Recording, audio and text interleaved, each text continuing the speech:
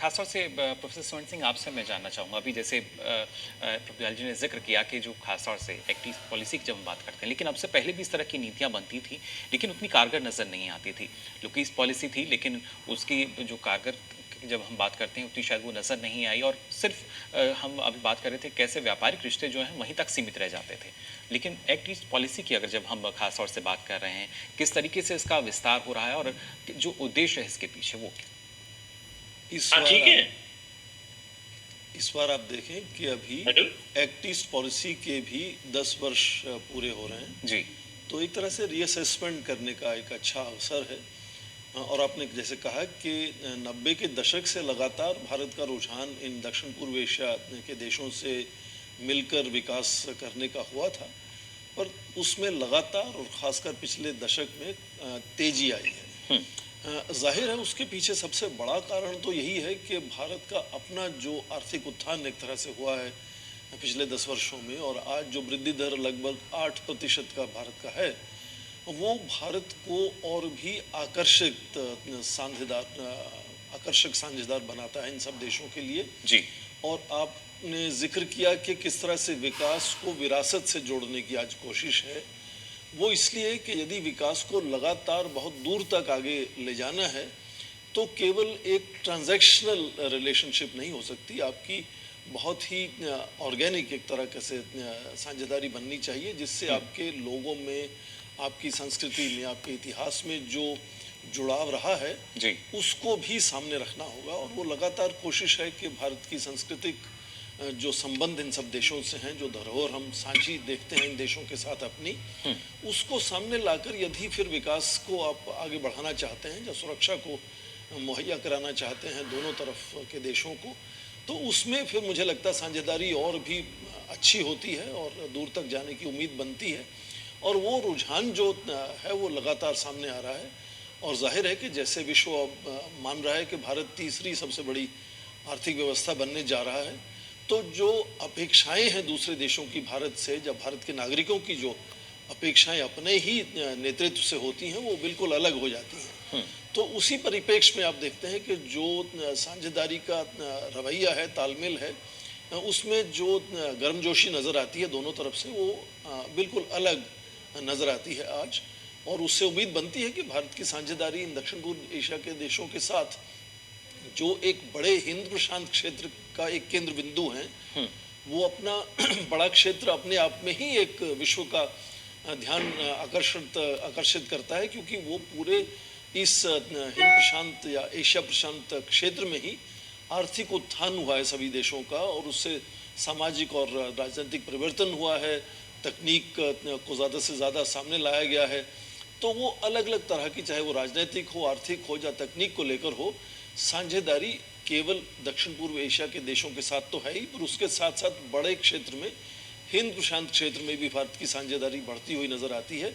तो हम act east के साथ साथ एक्ट फार ईस्ट की भी आज बात करते हैं। जी। तो भारत का जो बढ़ती हुई एक तरह से बदलती हुई तस्वीर है, छवि है, उसी का ये तालमेल हम देखते हैं इन दक्षिण पूर्व एशिया देशों में। और जल्द से आखिरी बात ये कि आज लाओस में वियनशियन में जो सम्मेलन हो रहा है, भारत और आसियान के शिखर सम्मेलनों की शुरुआत यहीं से हुई थी 2001 में। तो एक तरह से वो भी एक बड़ा अच्छा अवसर है कि आज फिर से भारत और आसियान की, कल जो शिखर सम्मेलन हुआ वो फिर से वियनशियन में हुआ, लाओस में हुआ जी।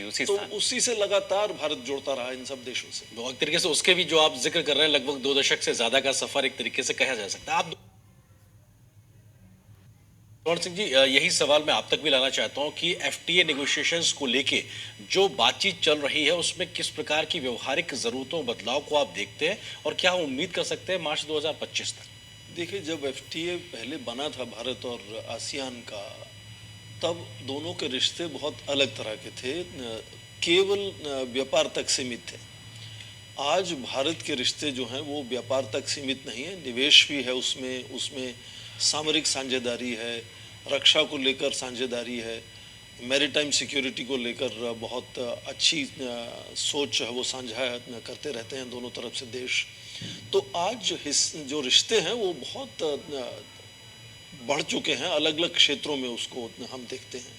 तो आज जो रिव्यू की बात है कि एफटीए का रिव्यू होने की ज़रूरत है, उसमें यही है कि आपकी सामरिक साझेदारी में और आपकी सांस्कृतिक साझेदारी को लेकर जो 10 बिंदु कल भाषण में आपने देखे, उनमें बहुत ठोस और सटीक जो प्रपोजल्स हैं वो सामने आते हैं कि क्या क्या भारत करना चाहता है।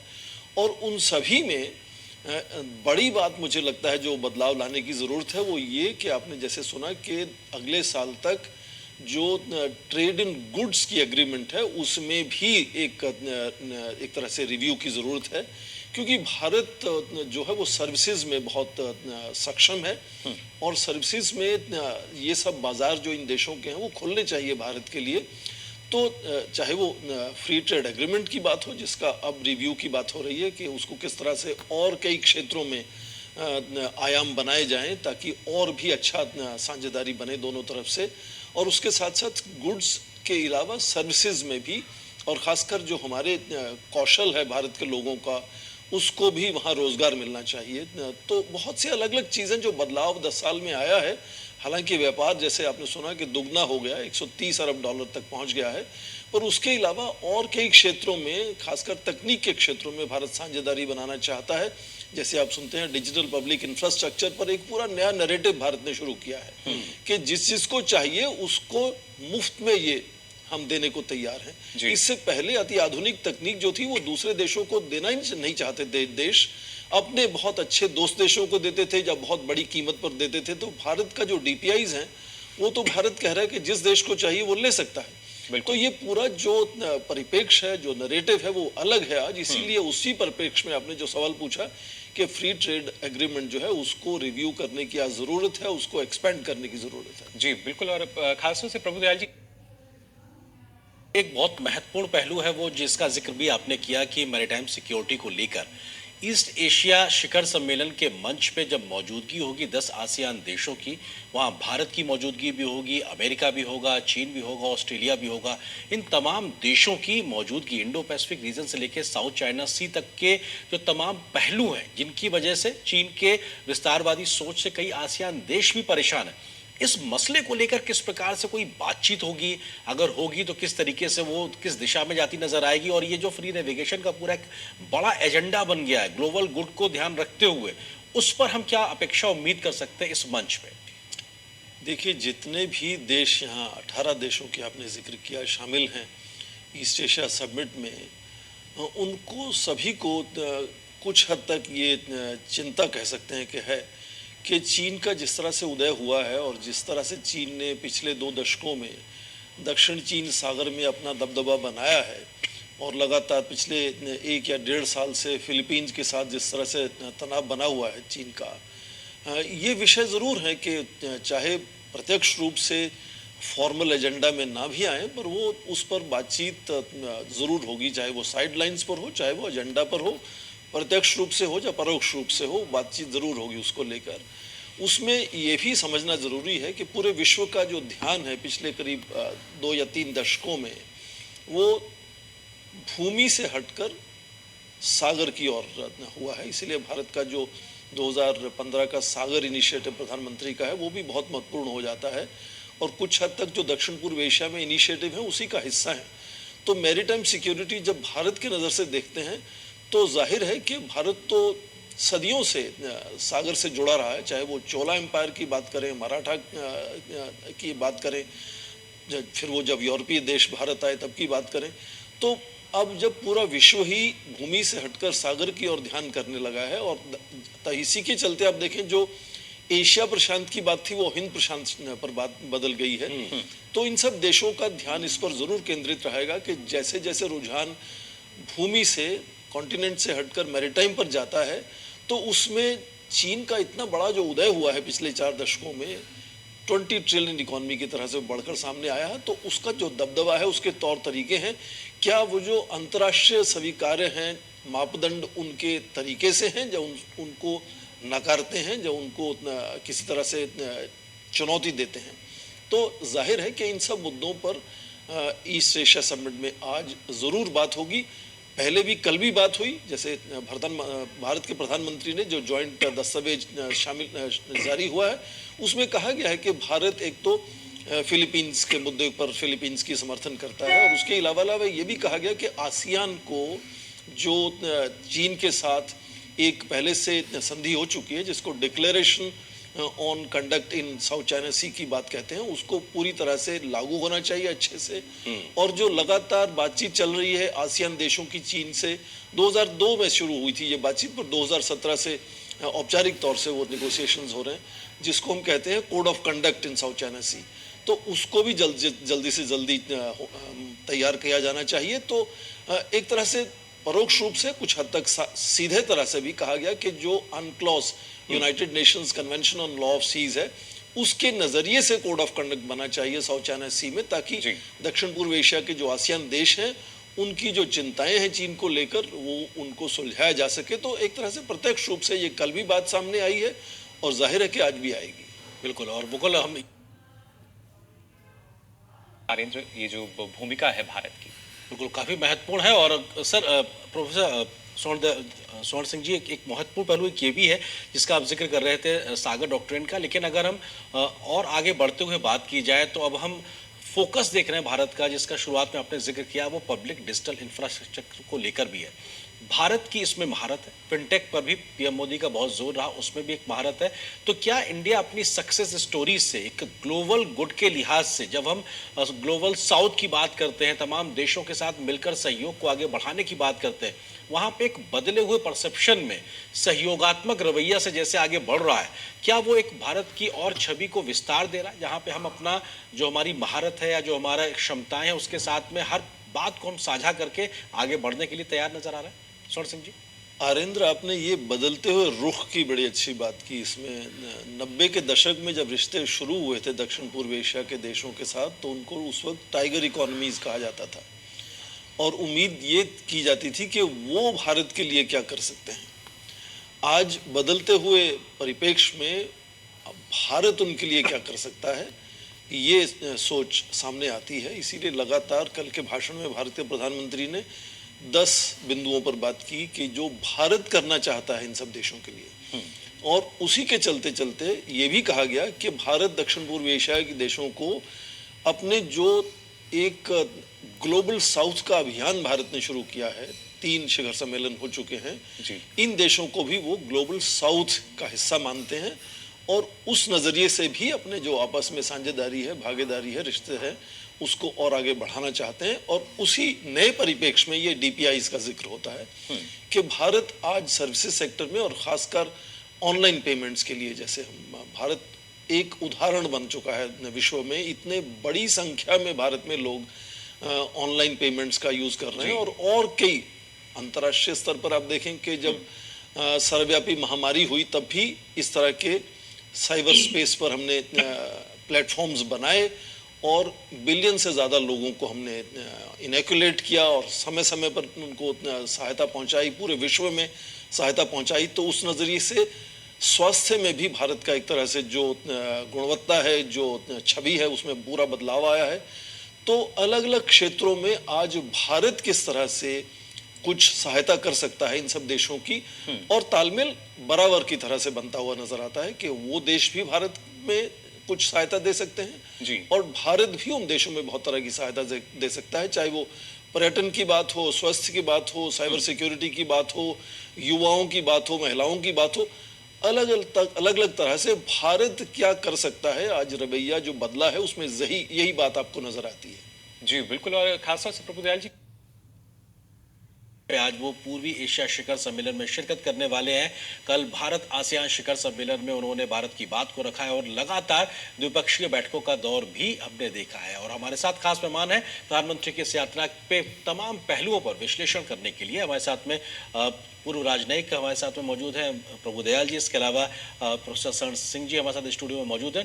प्रोफेसर सिंह जी, इस बात को अगर समझना चाहें कि हम मैरीटाइम सिक्योरिटी के लिहाज से बात कर रहे थे, भारत का आसियान देशों के साथ में हमने देखा कि नेवल एक्सरसाइज किस तरीके से बढ़ती नजर आई है। भारत का रक्षा सहयोग, मतलब एक तरीके से भारत के रक्षा उत्पाद जो हम आसियान देशों या कहा जाए दक्षिण पूर्वी एशिया देशों तक अब तरीके से उसका विस्तार कर रहे हैं, तो ये भी हमारी एक बढ़ती समझ को दिखाता है। आपको लगता है कि नेवल एक्सरसाइज हो या फिर रक्षा सुरक्षा के मामले में सहयोग का बढ़ावा हो, ये भी दिखाता है कि एक्ट ईस्ट पॉलिसी के तहत बीते 10 वर्षों में बहुत कुछ बदला है जमीन पे, आपसी सहयोग में, आपसी समझ में। बिल्कुल ठीक आपने कहा कि पिछले 10 वर्षों में जब लुक ईस्ट से एक्ट ईस्ट में सोच बदली है, तो सामरिक नज़रिए से साझेदारी बनी है, रक्षा सुरक्षा को लेकर साझेदारी बनी है, और उसमें पिछले साल से जो नेवल एक्सरसाइजेज आसियान के साथ शुरू हुई हैं, वो ये हमें सामने लाती हैं कि पूरा आसियान एकजुट होकर भारत से इस तरह की जो साझेदारी बनाना चाहता है। मैं ये भी कह दूंगा कि 90 के दशक से ही जब चीन का उदय शुरू हुआ, तभी से पूरा दक्षिण पूर्व एशिया के देशों का ये लगातार रुझान रहा था कि वो एक तरह से संतुलन बनाए रखने के लिए भारत को भी सामरिक नजरिए से अपने साथ जोड़ें, पर शायद उस वक्त भारत पूरी तरह से तैयार नहीं था। आज भारत पूरी तरह से एक तरह से तैयार है, चाहे वो सवांग जो इंडोनेशिया की बंदरगाह है उसकी बात करें, छांगी जो सिंगापुर में उस बंदरगाह की बात करें, भारत का जो एक्सेस है, भारत का जो वहाँ तालमेल है इन सब बंदरगाहों से दक्षिण पूर्व एशिया के देशों के साथ, वो बिल्कुल नया है और अलग तरह से है। तो जो मैरीटाइम सिक्योरिटी के नज़रिए से भारत के प्रधानमंत्री आप देखें 2 साल पहले सुरक्षा परिषद में भी, यूनाइटेड नेशंस की सुरक्षा परिषद में भी एक भाषण दे चुके हैं। उस अगस्त के महीने में भारत अध्यक्षता कर रहा था सुरक्षा परिषद की जी। तो उस वक्त भी भाषण में पूरा ध्यान जो भारत का था वो इसी पर केंद्रित था कि विश्व में किस तरह से मैरीटाइम सिक्योरिटी पर ध्यान रुझान होना चाहिए, क्योंकि पूरा व्यापार जो है वो सारा व्यापार समुद्र से होता है जी। और वहां से चाहे वो पर्यावरण को लेकर चिंताएं हो, चाहे वो आतंक को लेकर चिंताएं हो, पायरेसी को लेकर चिंताएं हो, उन सब की जो नई चुनौतियां सामने आई हैं बढ़ते हुए व्यापार को, जिसमें भारत का व्यापार भी लगातार बढ़ा है, जरूरी हो जाता है कि मैरीटाइम सिक्योरिटी पर एक मत बनना चाहिए सभी बड़े देशों का खासकर, और भारत उसमें बिल्कुल लगातार कोशिश करता रहा है। 2015 से ही सागर का जो इनिशिएटिव हुआ था उसमें सिक्योरिटी को ग्रोथ के साथ जोड़ा गया था कि ग्रोथ के लिए सिक्योरिटी जरूरी है और सिक्योरिटी के लिए ग्रोथ जरूरी है, और पूरे क्षेत्र में भारत किस तरह से कुछ हद तक नेतृत्व देना चाहता है वो भी लगातार सामने आता है। भारत के रिश्ते मालदीव से देखें, सीशल से देखें, श्रीलंका से देखें, जितने भी पड़ोस में हमारे जो समुद्री टापू जो देश है हमारे पड़ोस में, उनके साथ तालमेल बनाकर पूरे क्षेत्र की सुरक्षा किस तरह से हमने तैयार करनी है, वो लगातार भारत की कोशिश रहती है। और जाहिर है कि ईस्ट एशिया समिट में भी वो एक तरह से झलक आपको सामने नजर आएगी। जी बिल्कुल। यात्रा और एशिया शिखर सम्मेलन को लगातार पूर्वी एशिया शिखर सम्मेलन में अब से कुछ देर बाद प्रधानमंत्री की मौजूदगी होगी, क्या कुछ वो कह सकते हैं संभावित तौर पे? इस पर हम लगातार मेहमानों से चर्चा कर रहे हैं। हमारे संवाददाता अजय मिश्र भी हमारे साथ लगातार लाओस से बने हुए। फिलहाल प्रोफेसर स्वर्ण सिंह जी, आपसे समझना चाहते हैं कि अब जो पूर्वी एशिया शिखर सम्मेलन की इस वक्त बैठक होने जा रही है, क्या बड़े मसले और एजेंडा हो सकता है जिसपे ये 18 देश मिलकर चर्चा करते नजर आएंगे? मुझे लगता है कि कुछ तो अपेक्षित मुद्दे हैं जिन पर बातचीत होगी। आप यदि फिलीपींस के राष्ट्रपति फर्डिनांड मार्कोस की भाषण को पढ़ें जो उन्होंने चीन आसियान के शिखर सम्मेलन में और फिर भारत आसियान के शिखर सम्मेलन में दिया, तो उनका जो लगातार करीब 2 साल से तनाव है चीन के साथ, उसको लेकर उन्होंने खुलकर बात की, और मुझे उम्मीद है कि वो ईस्ट एशिया समिट में भी उनके भाषण में ज़रूर उसका जिक्र होगा जी। उसके अलावा करीब 2 साल से ज़्यादा हो गए कि आसियान ने एक 5 पॉइंट प्रोग्राम अडॉप्ट किया था कि म्यांमार में किस तरह से वापस लोकतंत्र को बहाल किया जाएगा।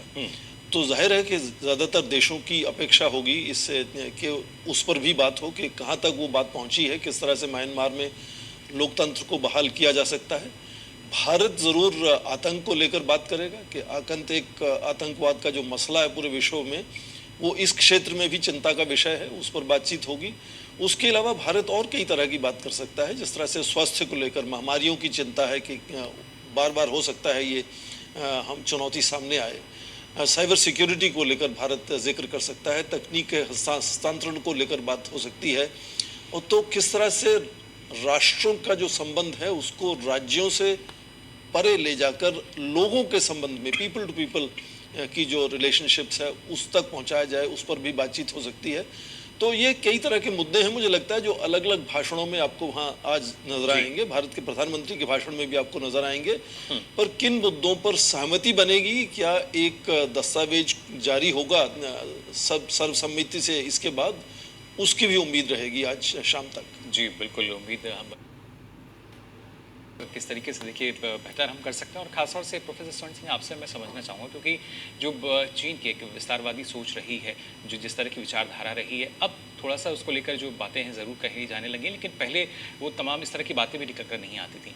लेकिन क्या अब भारत जो है एक इतना सशक्त अब हम देखते हैं कि एक बेहतर विकल्प के रूप में पूरे विश्व के सामने है, क्योंकि जो पूरा विश्व है वो एक बेहतर विकल्प की तलाश कर रहा था, और तमाम जो चुनौतियाँ थीं, फिर चाहे भू राजनीतिक हों या दूसरी चुनौतियाँ जो हैं, उनके समाधान के तौर पर अब भारत को देखा जा रहा है। मुकुल, काफ़ी देश और काफ़ी विशेषज्ञ भी इस सीमित नज़रिए से भारत के उदय को देखना चाहते हैं कि क्या भारत चीन का विकल्प हो सकता है। बड़े नेता, चाहे वो अमेरिका के हों या कुछ यूरोपीय देशों के हों, वो कई बार ये कह भी चुके हैं इस तरह की बात, पर भारत ने इसको हमेशा से नकारा है कि भारत किसी का विकल्प नहीं बनना चाहता। भारत अपने आप में जो बड़ा देश है, आज सबसे बड़ी जनसंख्या वाला देश है, सबसे तेज़ी से उभरती हुई आर्थिक व्यवस्था है, परमाणु अस्त्रों की ताकत है, सबसे बड़ी सेना है, अलग अलग तरह से हमारा जो मिडिल क्लास है, भारतीय लोगों का जो एक तरह से छवि है अलग अलग पूरे विश्व में, जो डायस्पोरा भारत का है। तो भारत अपने आप में बहुत बड़ा देश है, उसका ना तो किसी को पिछलग्गू बनने की ज़रूरत है और ना ही किसी का विकल्प बनने की ज़रूरत है। भारत की अपनी जो सोच है, वो उसकी जो स्वीकार्यता है, जो स्वागत है विश्व में, वो लगातार बढ़ता हुआ नज़र आता है। और उसके पीछे जाहिर है कि सबसे पहले तो भारत के आर्थिक उत्थान या आर्थिक उदय की खास योगदान है उसका जी। पर उसके साथ साथ भारत का जो इतिहास है, दर्शन है, जो सोच है, जो तरीका है, हमारा संस्कृति है, उसको भी हम सामने लाते जा रहे हैं। और उस जो ट्रांजैक्शनल रिलेशनशिप जिसको हम कहते हैं, जो आर्थिक व्यवस्था की वजह से आगे बढ़ती है, उसके साथ साथ सामाजिक और जो राजनीतिक साझेदारी है, वो भी लगातार बढ़ाने की कोशिश है और बढ़ती हुई नजर आती है। और उसमें जोड़ने आप प्रधानमंत्री मोदी का जो व्यक्तिगत तरीका है विश्व के नेताओं से जुड़ने का, जी। अभी जैसे आपने देखा कि कल ही लाओस में वियनशियन के शहर में न केवल भारत और आसियान का शिखर सम्मेलन हुआ और द्विपक्षीय अलग अलग कई नेताओं से उनकी बातचीत हुई। और उसमें मुझे लगता है कि सबसे अहम जो बातचीत हुई है वो जापान के नए प्रधानमंत्री जो क्वाड का जापान हिस्सा है और आज वहाँ नए प्रधानमंत्री वहाँ शामिल हुए हैं, उनसे जो व्यक्तिगत तौर पर उनका तालमेल है अलग अलग नेताओं से, वो भी अपने आप में बहुत सक्षम बनाता है कि भारत जो योगदान देना चाहता है, न केवल अपने उदय के लिए, उत्थान के लिए, अपने लोगों के विकास और संतुलन और समृद्धि के लिए, बल्कि पूरे क्षेत्र में और विश्व में भी जो योगदान देना चाहता है। तो उस तरह से मुझे नहीं लगता कि भारत को किसी का पिछलग्गू या विकल्प बनने की जरूरत है। भारत अपने आप में बहुत बड़ा देश है आज और बहुत बड़ी सभ्यता है। और बिल्कुल उसी वजह से विकास भी, विरासत भी जो है वो लगातार हम देखते हैं किस तरीके से उसका प्रदर्शन किया जाता है। अजय, यहाँ क्योंकि जब हम अभी जैसा कि प्रोफेसर स्वर्ण सिंह ने कहा कि जो द्विपक्षीयता है वो नजर आती है, और खासतौर से प्रोफेसर स्वर्ण सिंह ना सिर्फ रक्षा की तो भी हम यहाँ बात ही कर रहे थे, रक्षा क्षेत्र में किस तरीके से लगातार आत्मनिर्भरता की तरफ भी हम बढ़ रहे हैं, लेकिन एक तरह का जो फोकस है वो नजर आता है कैसे उसको और मजबूत हम बना सकते हैं। और उसके साथ साथ जब स्पेस को भी अगर इसमें इंक्लूड अगर हम करते हैं, अंतरिक्ष को भी अगर देखा जाए, इस क्षेत्र में भी भारत एक उभरती हुई प्रतिभा के रूप में देखा जा रहा है, क्योंकि ना सिर्फ आज के समय में अलग अलग जो स्टार्टअप्स हैं उनका तो हम देख ही रहे हैं, लेकिन ये रक्षा और उसके साथ साथ जब अंतरिक्ष क्षेत्र की अगर बात कही जा रही है, उसमें किस तरीके से आप देखते हैं भारत की भूमिका? मुकुल, रक्षा क्षेत्र में 90 के दशक से एक सोच बदली थी कि भारत जो है वो हथियारों का नहीं तो कम से कम रक्षा उपकरणों का निर्यात करेगा, ताकि जो हमारा रक्षा का पूरा मंत्रालय है वो थोड़ा सा ऑटोनोमस, अपने रिसोर्स भी साथ साथ डेवलप कर सके। जी। पर पिछले करीब 4 या 5 सालों से बहुत जोर दिया गया इस बात पर कि सबसे पहले तो एक सूची बनाई जाए कि ये उपकरण भारत में ही उत्पादन होना चाहिए उनका, और करीब सूची में आज 800 इस तरह के उपकरण शामिल हैं जिनका निर्यात नहीं होगा, भारत में ही उत्पादन होगा। उसके चलते भारत का जो रक्षा उपकरणों को लेकर निर्यात है वो भी लगातार बढ़ा है और बिल्कुल उसके एक तरह से टारगेट्स भी रखे गए हैं। पिछले साल शायद 1.5 अरब डॉलर का एक टारगेट भी रखा गया था। तो उससे जाहिर है कि दक्षिण पूर्व एशिया के देशों के साथ भी लगातार उस तरह के जो निर्यात का जो बढ़ावा है वो मिला है। उसमें खासकर आप देखें कि फिलीपींस को जो ब्रह्मोस मिसाइल भारत ने एक बहुत बड़ा कॉन्ट्रैक्ट साइन किया देने की जी। और उसके अलावा बातचीत हो रही है वियतनाम के साथ। तो ये लगातार रक्षा उपकरणों का जो निर्यात भारत का है वो दक्षिण पूर्व एशिया को भी इसके साथ जोड़ता है। और उसके साथ साथ आपने एक बात की आउटर स्पेस में, उसमें भी भारत एक उदाहरण बन चुका है कि किस तरह से कितने सस्ते बजट में, कितने छोटे या कम बजट में भारत कई तरह के जो एक्सपेरिमेंट है वो करता है आउटर स्पेस में। और इसके चलते आज भारत एक तरह से प्रतिस्पर्धा में है कि किस तरह से वो दूसरे देशों के, हाल ही में आसियान देशों के सैटेलाइट भी हमने लॉन्च किए हैं जी। तो किस तरह से भारत लॉन्च कर सकता है सैटेलाइट्स दूसरे देशों के लिए, अपने के लिए तो करता ही करता है। तो चाहे वो मोटे तौर पे देखें कि जैसे मैंने कहा कि जो बड़ी जनसंख्या विश्व की है आज, वो भूमि से आगे बढ़कर आज सागर में, उससे बढ़कर वर्चुअल स्पेस में, साइबर स्पेस में कार्यरत होती नजर आती है। तो जाहिर है कि भारत की साझेदारी और नेतृत्व भी ठीक उसी तरह से भूमि के मुद्दों से तो जुड़ा रहेगा, पर सागर के मुद्दों से, वर्चुअल स्पेस के मुद्दों से, साइबर स्पेस के मुद्दों से भी लगातार बढ़ता हुआ नजर आना चाहिए और नजर आता हुआ देखते हैं हम। तो इन सब क्षेत्रों में भी लगातार। प्रोफेसर स्वर्ण सिंह जी, आप अजय के सवाल पे कुछ रिस्पॉन्ड करना चाहेंगे? बिल्कुल अरेंद्र, ये बड़ा अच्छा प्रश्न इन्होंने किया है, क्योंकि जो बढ़ता हुआ टकराव है अमेरिका का और चीन का, क्योंकि अमेरिका आज देखें करीब 26 या 27 ट्रिलियन डॉलर की इकॉनमी है, चीन लगभग 20 ट्रिलियन इकॉनमी तक पहुंचने वाला है। तो उनका प्रभाव पूरे विश्व में एक तरह से नज़र आता है और टकराव भी अलग अलग देशों में, अलग अलग क्षेत्रों में नज़र आता है। हिंद प्रशांत क्षेत्र में खास कर आता है क्योंकि वो चीन का इमीडिएट पड़ोस का एक क्षेत्र है। और यहाँ तक आसियान का प्रश्न है, आसियान 60 के दशक में अमेरिका ने एक तरह से उसको वो सहायता दी थी बनने में। वो जो बढ़ते हुए कम्युनिज्म को रोकने की एक कोशिश थी अमेरिका की, उस वक्त उसके नज़रिए से आसियान का गठन किया गया था। क्योंकि जो जिसको हम हार्ड बैलेंसिंग कहते हैं, उसके लिए सीटो और सेंटो, जैसे नेटो बनाया था यूरोप के लिए, सीटो और सेंटो इस क्षेत्र के लिए बनाए गए थे, पर वो सीटो और सेंटो जो अलायंस थे वो कार्य सफल नहीं हुए एक तरह से। तो आसियान लगातार बना रहा और आसियान का सॉफ्ट बैलेंसिंग लगातार चलता रहा। केवल 90 के दशक में बदलाव आता है। 1997 में जब एक ईस्ट एशियन फाइनेंशियल क्राइसिस होती हैं, उस वक्त तक चीन एक बहुत बड़ी आर्थिक व्यवस्था बन चुका है और वो सबसे पहले जाकर दक्षिण पूर्व एशिया की सहायता करता है और दक्षिण पूर्व के देश हैं उनका रवैया चीन से बदल जाता है। तो इसी के चलते कई देशों को, दक्षिण पूर्व के कई देशों को परेशानी है चीन के जो बढ़ता हुआ प्रभाव है दक्षिण चीन सागर में। पर आसियान एकजुट होकर आज तक खड़ा नहीं हो पाया चीन के सामने कि इस बात को वो साझा रखे कि किस तरह से उसको रोक लगानी होगी। भारत का जो रवैया इसमें है वो साफ है कि भारत ना तो अमेरिका के साथ जुड़ना चाहता है इस मुद्दे पर और ना चीन के साथ जुड़ना चाहता है जी। भारत लगातार ये कहता है कि आज हमारी पॉलिसी जो है वो मल्टी अलाइनमेंट की है। हम सभी देशों से जुड़ना चाहते हैं। अमेरिका कई बार कह चुका है कि क्या वो भारत चीन के मसलों में मध्यस्थता कर सकता है। भारत ने कहा नहीं चाहिए, हम चीन की चुनौतियों को खुद झेल लेंगे, खुद उसको सुलझा लेंगे। तो भारत के रिश्ते चीन से जो है वो अमेरिका के प्रभाव से नहीं होने चाहिए। भारत के रिश्ते जो अमेरिका से हैं वो चीन के प्रभाव से नहीं होने चाहिए। अपने प्रभाव से अपने राष्ट्रहित को आगे लेकर भारत चलता है और उसी नजरिए से पूरे क्षेत्र में शांति, संतुलन और समृद्धि बनाने की कोशिश में लगा रहता है। तो भारत क्योंकि एक बहुत बड़ी जनसंख्या वाला बड़ा देश है, इसलिए मुझे नहीं लगता कि वो किसी तरफ एक रुझान अपना बनाने की सोचता भी है। जो बात आप सब कह रहे हैं वो बहुत महत्वपूर्ण है, क्योंकि हमने देखा कि रूस यूक्रेन संघर्ष के समय भी भारत ने एक न्यूट्रल फॉरेन पॉलिसी के साथ में दिखा दिया है कि वो किसी के साथ नहीं, लेकिन जो पक्ष का